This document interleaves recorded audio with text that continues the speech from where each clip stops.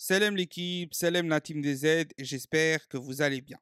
Hier, une information est sortie sur les réseaux sociaux tard dans la nuit concernant un éventuel départ, ou plutôt Belmadi, qui menacerait la fédération algérienne de football, donc celle de Zefizef, de démissionner.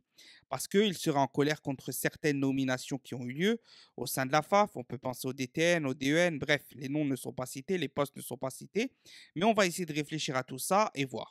Avant de commencer, bien évidemment, c'est une information qui n'est pas officiel, c'est-à-dire que ce n'est pas un média officiel, mais c'est une personne qui est sérieuse, qui est dans le monde du football, que j'ai retweeté sur Twitter. Donc n'hésitez pas à aller voir mes derniers tweets, vous verrez de quoi il s'agit et qui a relayé ça. C'est une personne avec qui j'ai déjà parlé en privé plusieurs fois, il y a quelques mois, etc. Personne assez sérieuse, donc je me permets d'en parler. Et puisque c'est aussi cohérent, je vous l'avais moi-même dit dans une vidéo il y a quelques temps déjà, je vous avais dit par rapport au contrat de Belmadi, etc., moi, de ce que je sais, avec les gens avec qui j'ai parlé, etc., il y a une possibilité clairement qu'en février, Bouguera soit mis à la place de la tête de la sélection.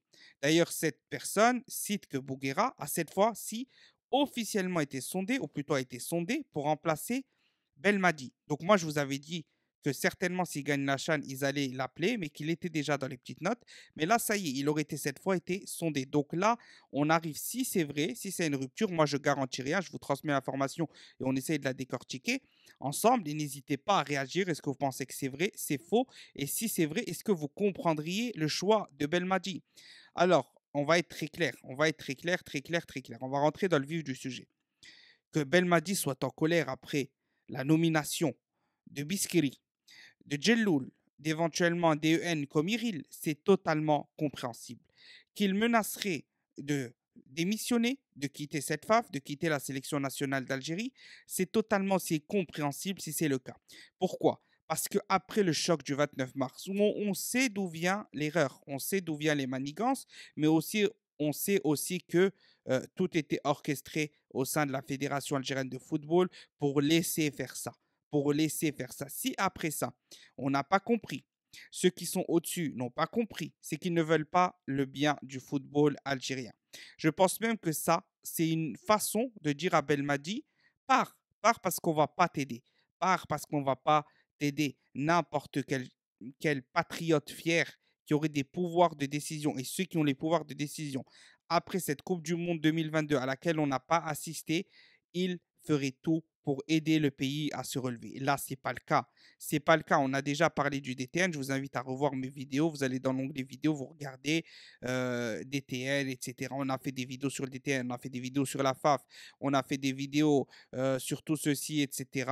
Et au final, on peut comprendre Belmadi si c'est le cas. On peut comprendre Belmadi si c'est le cas. Attention, il n'a pas dit qu'il allait quitter, mais il menace.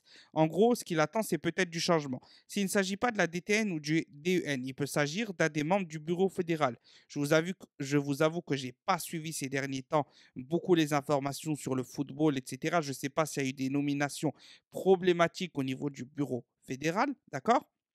Mais en tout cas, une chose est sûre, la Zefizef, moi je l'ai clairement dit de toute façon dans des vidéos, il montre clairement que ce n'est pas l'homme de la situation.